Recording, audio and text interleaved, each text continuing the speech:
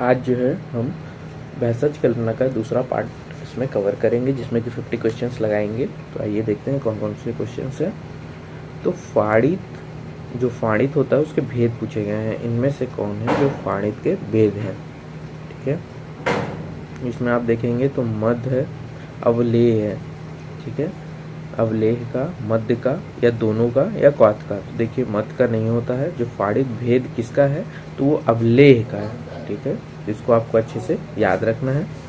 ठीक है, उसके बाद है स्नेह कल्पना में कल्क की अपेक्षा जल की मात्रा होती है। जो स्नेह कल्पना हम करते हैं उसमें जो है कल्क की अपेक्षा जल की मात्रा कितनी होती है? ठीक है, तो उसके लिए जो है उससे 16 गुना जो लेते हैं हम, वो होती है जल की मात्रा।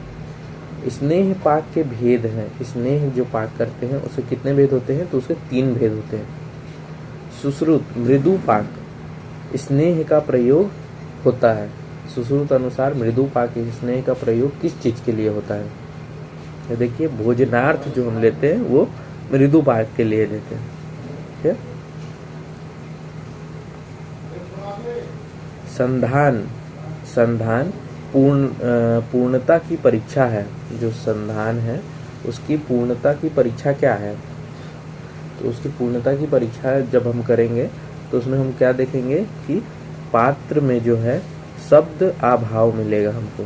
ठीक है, मतलब उस पात्र में हमको कोई भी आवाज़ नहीं मिलेगी।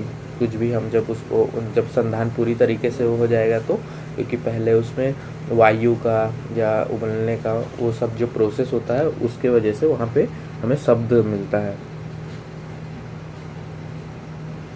जांगल पर्याय है। जांगल जो है, जगल जो है उसका पर्याय किसको माना गया है? तो जगल जो है वो सुरा को कहा जाता है। ठीक है, सुरा का सबसे ऊपर का भाग कहलाता है। जो सुरा होता है उसके सबसे ऊपर का भाग क्या कहलाता है? उसको हम कहते हैं प्रसन्ना। फिर होता है भेषज कल्पना का उत्कृष्ट ग्रंथ है। उत्कृष्ट ग्रंथ किसे माना गया है भेषज कल्पना का? तो वो है सारंगधर संहिता को। भेषज रत्नावली के लेखक का नाम क्या है? जो भेषज रत्नावली है उसके लेखक का नाम हम पहले भी लगा चुके हैं, गोविंद दास सेन। शर्करा पानक में चीनी की मात्रा कितनी होती है? जो शर्करा पानक होता है उसमें चीनी की मात्रा 2 गुनी होती है। पिंडी नामक नेत्र क्रियाकल्प का उल्लेख किया है। जो पिंडी है उसका क्रियाकल्प का उल्लेख सारंगधर ने ही किया है। खट्टे अचार को कहते हैं, जो खट्टा अचार है उसे क्या कहा जाता है? तो खट्टे अचार को सड़व कहते हैं। शिंबी धान्य द्वारा साधित आहार कल्प है। जो शिंबी धान है उसमें जो हम जो साधित आहार कल्प है उसे क्या कहते हैं? तो देखिए उसे कहते हैं यूष। यूष के भेद है। यूष के कितने भेद होते हैं? तो यूष के 2 भेद होते हैं। मुहुर औसत सेवन किस रोग में किया जाता है? मुहुर किस में दिया जाता है? तो देखिए यहाँ पे जो है छर्दी में भी हम मुहुर औसत सेवन का प्रयोग किया जाता है, और श्वास में भी औसत सेवन, जबकि अतिसार में नहीं किया जाता है। तो ये दोनों में है। इसके बाद है आसव व अरिष्ट के भेद किस आचार्य ने बतलाए हैं? तो आसव और अरिष्ट के भेद जो हैं वो सारंगधर ने ही बतलाए हैं। यूष में प्रक्षेप द्रव्य की मात्रा, यूष जो होता है उसमें प्रक्षेप द्रव्य हम कितना डालते हैं? तो 1/8 भाग हम प्रक्षेप द्रव्य डालते हैं। यवागु सिद्ध करते हैं। यवागु जो है उसको सिद्ध करते हैं। किससे सिद्ध किया जाता है यवागु को? तो जो सुक धान होता है उससे हम यवागु को सिद्ध करते हैं, जबकि जो सिमी धान होता है उससे हम यूष को सिद्ध करते हैं। सारंगधर ने कितने औसत काल का निर्देश किया है? तो सारंगधर है उन्होंने 5 औसत काल का निर्देश किया है। अपान वैगुण में औसत सेवन काल कितने होते हैं? जो अपान वैगुण है उसमें औसत सेवन काल सिर्फ सुबह का होता है, जो कि होता है प्राग भक्त। उसके बाद जो है कोष्ठ विकार में औसत सेवन काल, कोष्ठ विकार जो होता है उसमें औसत सेवन काल क्या माना गया है? तो मध्य भक्त को औसत सेवन काल माना गया है कोष्ठ विकार में। किस व्यक्तियों के अनुपान रूप में प्रयोग किया करना चाहिए, किसे करना चाहिए किस व्यक्तियों के लिए अनुपान, तो सूरा को जो है कहा गया है कि किस व्यक्तियों को अनुपान के रूप में यूज करना चाहिए। आरुचि रोग में औसत सेवन काल क्या होता है? आरुचि रोग जो होता है उसमें औसत सेवन काल जो होता है वो 100 भक्त होता है। ठीक है। स्थूल व्यक्तियों के लिए श्रेष्ठ अनुपान क्या बोला गया है? जो क्रिस के लिए, जैसे कि क्रिस के लिए शूरा बोला गया है, उसी प्रकार जो है इनके लिए जो है, जो स्थूल व्यक्ति है उसके लिए मधुतक कहा गया है। मंड कल्पना में जल की मात्रा कितनी होती है चावल के अनुपात में? तो जल की मात्रा होती है चावल की। ठीक है। तो मंड कल्पना में जो है जल की मात्रा कितनी मानी गई है चावल के अनुपात में? तो इसमें जो है 14 गुना जो है हम लेते हैं। विडलक का उल्लेख किस आचार्य ने किया है? तो जैसे कि हमने पढ़ा है कि जो पिंडी है उसका सारंगधर ने किया है, लेकिन जो विडलक है उसका वाग्भट ने किया है। घृत मूर्छना में उसमें उपस्थित डैश नष्ट हो जाता है। जब घृत मूर्छना करते हैं तो क्या नष्ट हो जाता है? तो गंध दोष, आम दोष, चपल्यता तो नहीं होती, लेकिन इसमें गंध दोष और आम दोष जो है वो दोनों ही नष्ट हो जाते हैं। वाग्भट ने औसत सेवन काल माने हैं। जो वाग्भट है उन्होंने औसत सेवन काल कितने माने हैं? तो उन्होंने 11 माने, जबकि सारंगधर ने 5 माने थे। प्राणवायु दुष्टि में औसत सेवन काल कितने होते हैं? जो प्राणवायु दुष्टि होती है उसमें औसत सेवन काल जो होता है वो 100 ग्रास होता है। पेय कल्पना में जल की मात्रा कितनी होती है? जो पेय कल्पना है उसकी जल की मात्रा 14 गुना होती है।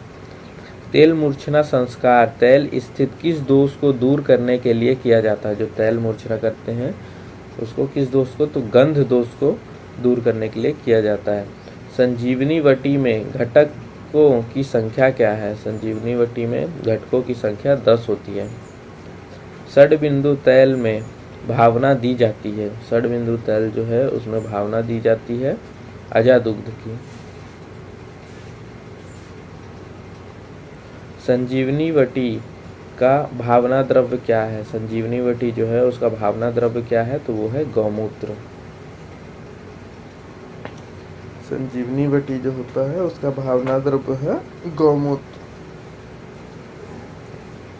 विलेपी में जल की मात्रा, विलेपी जो होता है उसमें जल की मात्रा कितनी होती है? तो 4 गुना होती है। विलेपी जो होता है उसमें जल की मात्रा 4 गुनी होती है। तुथ का योग है। तुथ का योग क्या माना गया है? जात्यादि घृत को तुथ का योग माना गया है। मांस रस किस कल्पना के अंतर्गत आता है? मांस रस किस कल्पना के अंतर्गत आता है? तो वो है क्वाथ। अनुपान में श्रेष्ठ किसे माना गया है? तो अनुपान में श्रेष्ठ महेंद्र जल को माना गया है।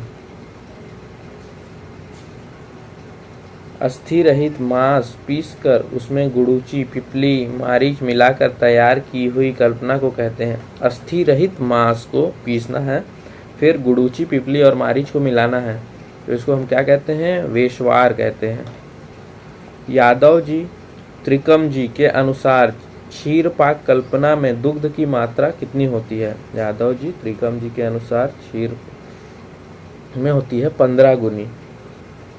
आरोग्यवर्धनी वटी में भावना दी जाती है। आरोग्यवर्धनी वटी में भावना दी जाती है, तो कितनी भावना दी जाती है? तो ये होता है नींबू रस की।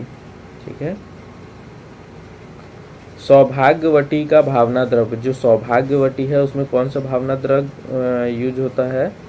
तो नींबू सरस नहीं होता, गोमूत्र नहीं होता, भृंगराज सरस जो होता है उसकी हम सौभाग्यवटी में भावना द्रव्य देते हैं। पंच कषाय कल्पनाओं में सर्वाधिक गुरु है। तो पंच कषाय कल्पनाओं में सर्वाधिक गुरु कैसे होता है? तो जैसे उत्तर उत्तर होते जाते हैं तो वो लघु होते जाते हैं, तो इसमें जो है सबसे गुरु कौन सा हो जाएगा? तो ये स्वरस हो जाएगा।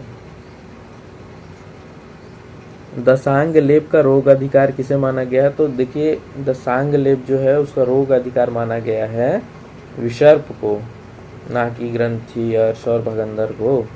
सुदर्शन चूर्ण का मुख्य घटक क्या है? सुदर्शन चूर्ण का मुख्य घटक है चिरायता। ठीक है, सुदर्शन नहीं है, पटोल नहीं है, वसा नहीं है। चिरायता को उसका मुख्य घटक माना गया है। रसांजन प्राप्त किया जाता है, जो रसांजन है उसको कैसे प्राप्त किया जाता है, तो उसके लिए हरिद्रा से नहीं, मंजिष्ठा से नहीं, दारू हरिद्रा से हम रसांजन को प्राप्त करते हैं। इस आचार्य ने क्षीर को कसाय कल्पना के अंतर्गत लिया है। जो क्षीर है उसको कसाय कल्पना के अंतर्गत लिया है, तो वो थे सुश्रुत, ना कि चरक, वाग्भट, चक्रपाणी और कोई। सप्तविध कसाय कल्पना का उल्लेख किया है। जो सप्तविध कसाय कल्पना का उल्लेख किसने किया है, तो किया है काश्यप ने। लघु लाई चूर्ण की प्रयोज्य मात्रा, लघु लाई चूर्ण की प्रयोज्य मात्रा कितनी कही गई है, तो इसकी जो प्रयोज्य मात्रा कही गई है वो बोली गई है, मगर लघु है तो 1 से 5 रत्ती। आरोग्यवर्धिनी वटी का मुख्य घटक किसे बताया गया है, तो आरोग्यवर्धिनी वटी का मुख्य घटक कुटकी होता है। चिरायता जो है अभी हमने पढ़ लिया, कंकड़ नहीं होता, अर्क नहीं होता। तो थैंक यू, मिलते हैं हम नेक्स्ट वीडियो में।